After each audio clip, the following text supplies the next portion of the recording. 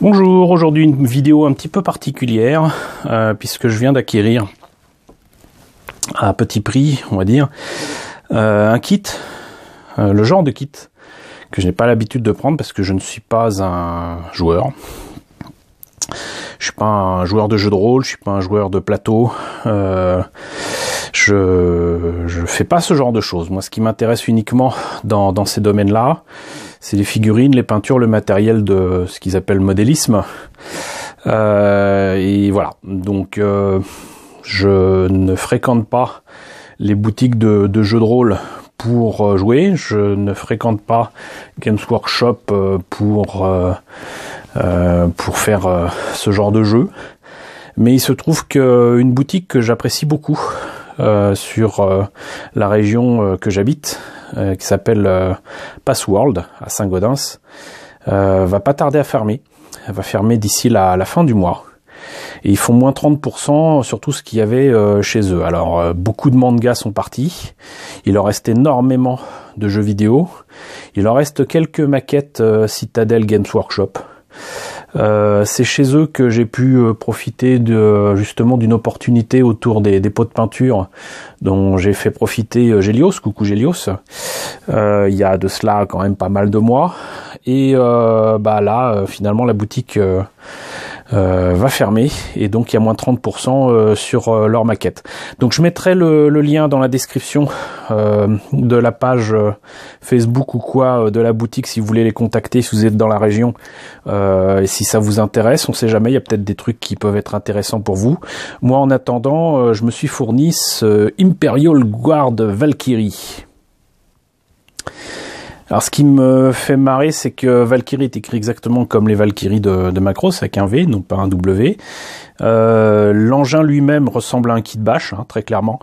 On a l'impression de voir un mix entre un hélicoptère un peu carré, un P-38, le dropship d'Aliens de James Cameron, etc. Et je vois énormément de pièces qui pourraient me servir pour pas mal de kits bash. Et pour tout vous dire, normalement ce kit devait être dans les 50 €, et avec les moins 30%, je me suis retrouvé, si je me rappelle bien, à 35 € la maquette. Je pense que je m'en suis bien tiré, et ça faisait des années que ce kit me faisait de l'œil. C'était quelque chose que j'envisageais éventuellement d'acheter. Moi, ce qui m'a étonné par contre, c'est que en regardant la maquette elle-même pour voir de quand ça datait, moi je pensais sincèrement que je connaissais ce kit, que je le voyais depuis au moins 10 ans, mais non. D'après ce que je vois là, ou ici, là il y a un copyright qui est écrit Games Workshop 2012. Donc le kit n'aurait que 6 ans. Je suis assez étonné. Je voyais ça plus vieux que ça. Mais je fais confiance à ce qui est écrit sur la boîte, à moins que ce soit une réédition. J'ai déjà J'ai déjà quelques éléments de décor très modulaires pour ces jeux-là. J'ai notamment des cratères que je vous ai peut-être pas encore montrés. J'ai des éléments d'épave d'un vaisseau impérial aussi, qui est supposé ressembler à un aigle, je sais pas quoi, je sais plus. En tout cas, j'avais trouvé de nombreux éléments comme ça, enfin au moins 2 fois les mêmes éléments en question en brocante, en vide-grenier. Et je les avais pris parce que je trouvais ça assez sympa. Je les aurais jamais achetés au prix normal qui était proposé en boutique, ça c'est clair. Mais par contre en vide-grenier, c'était un tarif plus que sympa, donc j'ai pris plutôt 2 fois qu'une.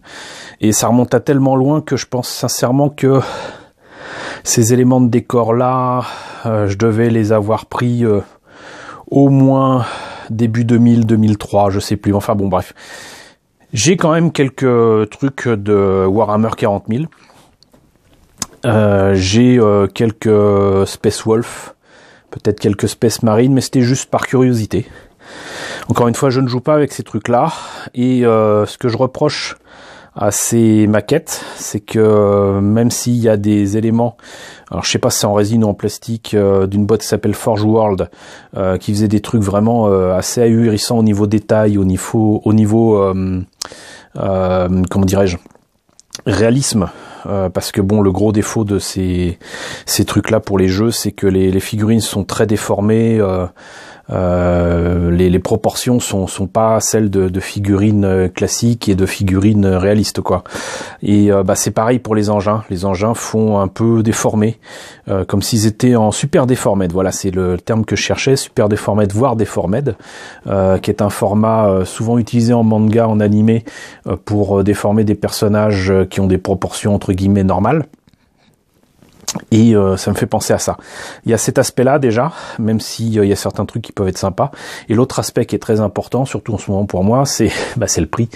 Ça, j'ai cru comprendre que moi, je l'ai payé pas cher parce que il y avait moins 30%, mais surtout, il y avait le prix de l'époque, donc d'il y a peut-être 5 ans. Il semblerait que si ce kit existe encore maintenant, il est coté, il est vendu à facilement 70-75 €. Donc c'est très très très cher. Et ça, ceux qui connaissent ne me contradiront pas. Cela dit, il y a des choses très sympas à récupérer là-dessus. Et franchement, je note que les images des kits montés et peints qui sont montrés sur la boîte, déjà c'est très honnête de montrer ce que ça donne une fois monté et peint correctement, et ça donne envie. Franchement, ça donne envie. C'est pas une illustration, mais ça donne envie. Moi, quand je vois ça, je me dis ok, c'est bon, je prends, je valide, je vais l'acheter. C'est juste que j'aurais jamais pris ce kit-là à 75 €, ça c'est sûr.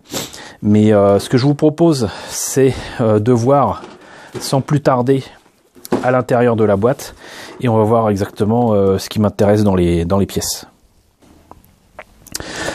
Alors déjà, autant vous prévenir, moi je trouve quand même que les pièces de Citadel Games Workshop, elles sont sympas, mais c'est quand même assez grossier. Je veux dire, il y a des détails, mais c'est pas du Hasegawa, c'est pas du Bandai actuel. Ça manque singulièrement de détails. C'est pas grossier, c'est pas au niveau qu'on pourrait espérer pour un prix pareil, ça c'est clair. Et puis en plus les pièces par contre, elles sont, sans être grossières, elles sont grosses, sont énormes. On voit que c'est pas fait pour le maquettiste, je vais pas dire attentif, mais le maquettiste soigneux, quoi. Hein. C'est en plus de toute façon, effectivement, c'est vrai que c'est fait pour être manipulé, c'est fait pour être placé sur des plateaux de jeu. Donc je comprends tout à fait la logique de tout ça. Mais pour un prix pareil, moi je m'attendrais quand même un petit peu à mieux. Quoi qu'il en soit, il y a quand même ici des détails pour les moteurs que j'aime beaucoup, qui sont pas super détaillés. On trouverait plus de détails dans un podracer d'Anakin Skywalker, mais il y a des choses à faire là.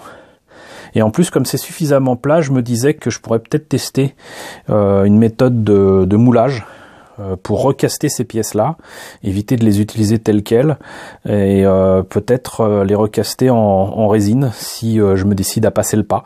C'est une comment dirais-je, c'est une faculté qui me manque, de travailler la résine, les trucs bicomposants, etc. C'est pas trop mon truc, mais j'aimerais bien quand même m'y mettre, ne serait-ce que pour récupérer, vous voyez, ce genre de choses, ce genre de détails.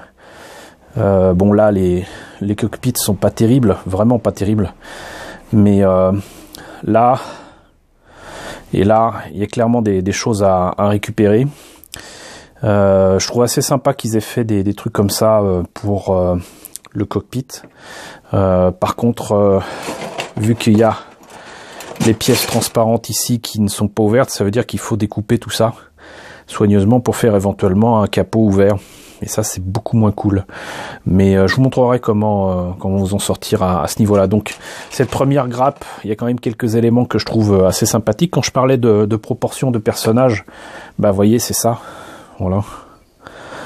Voilà, ça c'est des nains, ça c'est pas des humains à taille normale. Et il y a des têtes et des casques que je trouve aussi assez sympathiques. Mais ça c'est proche, je dirais, du 1,48, mais le corps ne va pas. Pour moi, pour moi. Donc ça, par contre, ça aussi c'est un truc qui m'a un peu surpris. À chaque fois je voyais ces trucs-là sur des socks, je me disais waouh, ils font des socks quand même vachement solides. Non, il y a ça pour tenir le kit, comme s'il était en train de voler. Mais il n'y a pas de trou dans le socle, il n'y a rien. Est-ce qu'il faut coller? Est-ce qu'il faut utiliser ce petit machin là qui est quand même pas... Je sais pas ce que c'est. Est-ce que c'est un truc à couper? Est-ce qu'il faut le laisser dedans? Est-ce que c'est tout ce qu'il y aura pour coller sur le socle? Je sais pas, mais en tout cas pour moi c'est pas solide. À vous de me dire ce que vous en pensez, mais pour moi c'est pas solide. Là encore, des pièces... Le terme grossier ne convient pas, mais vous voyez des pièces un peu grosses quoi, hein, voilà, un peu lourdes, avec quand même quelques détails que je trouve sympathiques, mais qui font pas réalistes. Mais sur une maquette de SF, ça peut le faire. Le problème c'est que ça c'est dans la cloison et de l'autre côté c'est le reste, j'imagine, du vaisseau, certainement le coin, on va dire. Comme pour les dropsheets, quoi, c'est le coin avec l'équipage ou les soldats qui vont peut-être descendre, j'en sais rien, mais voilà, il y a des trucs sympas, mais on peut pas les utiliser franchement tel quel, je pense pas. Là pareil, le reste du vaisseau, donc de cette Valkyrie, et là il y a des choses qui m'intéressent quand même vachement, mais est-ce que je vais les utiliser tel quel? Est-ce que je vais les recaster? On verra. Mais en tout cas, je l'ai, donc déjà, ça c'est pas mal. Là, même au niveau des ailes, vous voyez, les détails sont quand même un peu grossiers. Les coins avec les rivets, les boulons, ou je ne sais quoi, c'est sympa, mais c'est grossier. Et c'est un peu gros, quoi. Et ça me parle. Reste à voir si je ferai ce truc-là tel quel, je sais pas encore.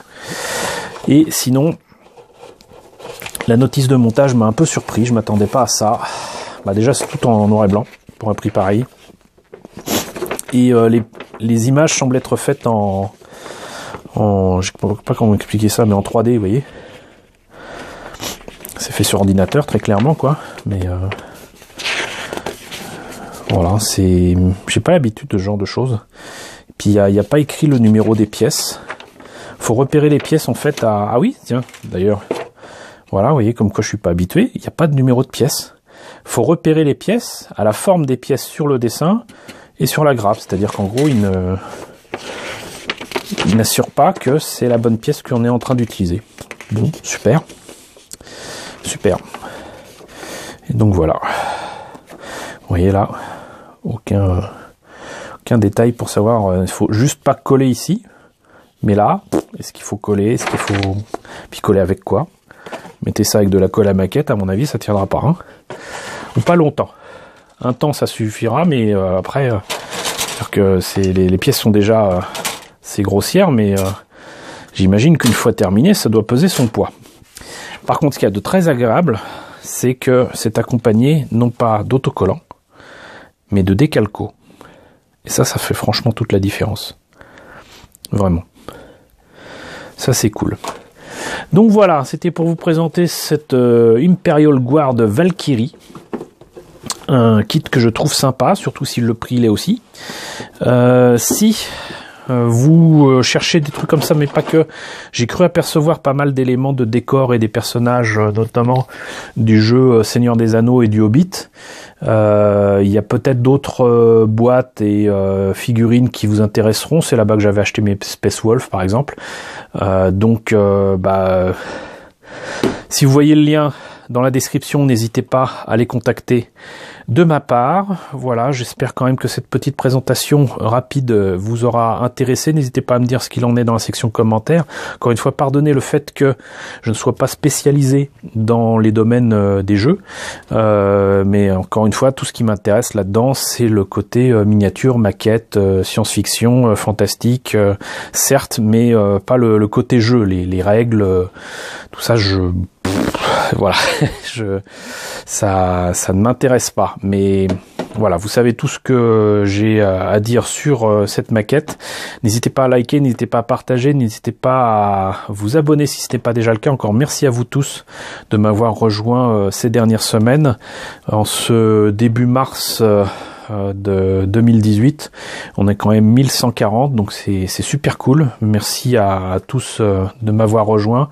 Bravo à ceux qui ont fait le pas et qui font partie des nouveaux abonnés. Merci aussi à tous ceux qui me suivent depuis les débuts et à très bientôt, peut-être pour la présentation d'une maquette Warhammer 40 000.